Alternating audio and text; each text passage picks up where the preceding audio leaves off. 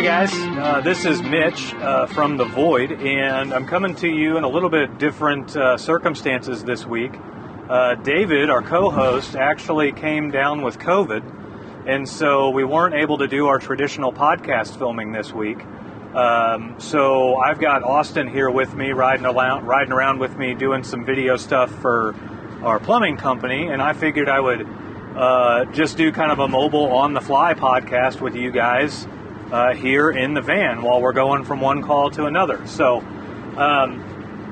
there's a couple of key points that I wanted to hit with this. We're driving my work van right now. We're heading from one call to another. That's really important for our listeners to hear and understand, because it sends the message to you guys of how close I am to every one of you. And as you can see, there's some guy with a lifted pickup truck and probably a really small wiener that's trying to show off for us in the background. I don't know if you were able to hear that or not, but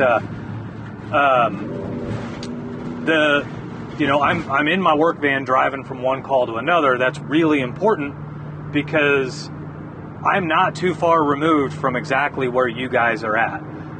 It was 2 years ago that I was working for somebody else. Just 2 years ago, I was driving my work van while working for somebody else. I was listening to podcasts.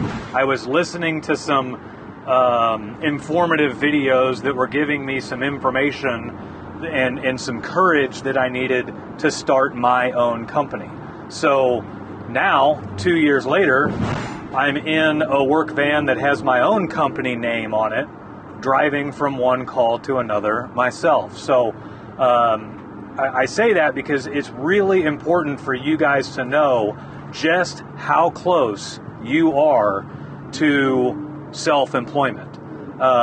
Really, the biggest determining factor that's going to set your timeline for when you can be self-employed is going to have more to do with your personal debt and your personal finances than anything else.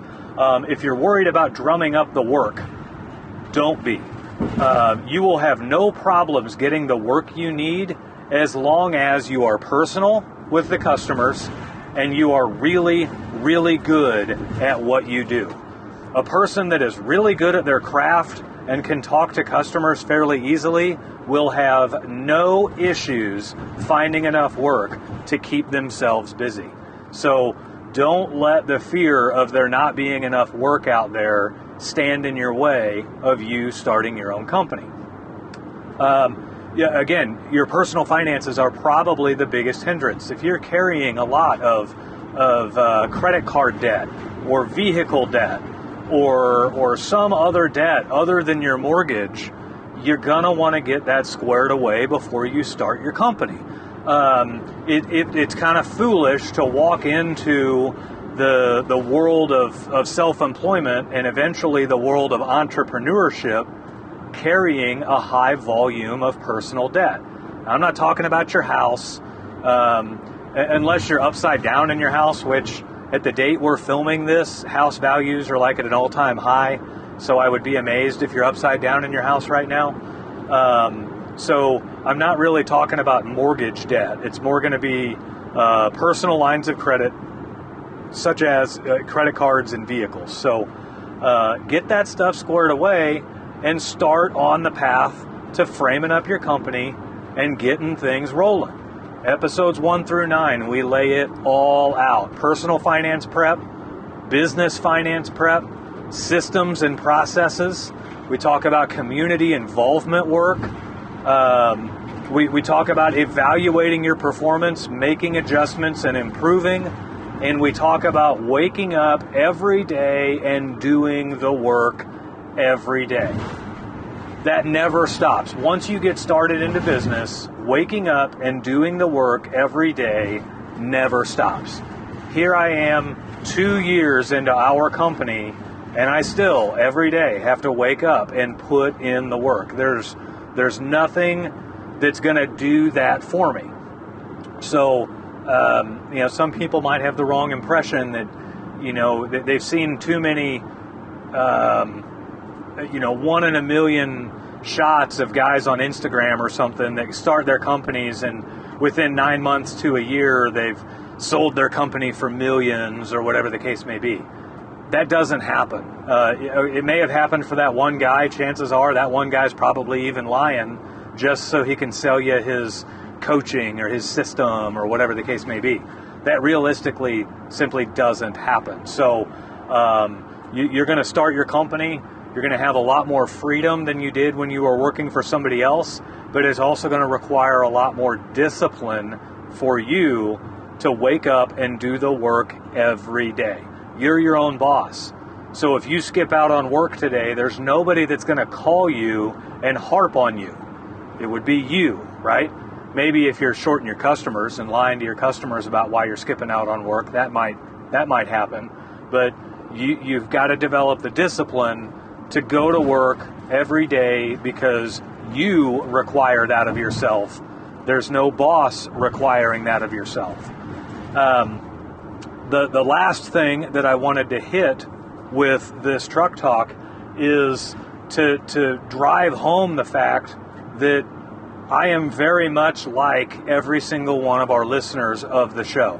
There's one slight difference between me and a lot of listeners of the show, and that is I'm about 2 years ahead of you in the mental side of things in regards to clarity and preparation to start my company.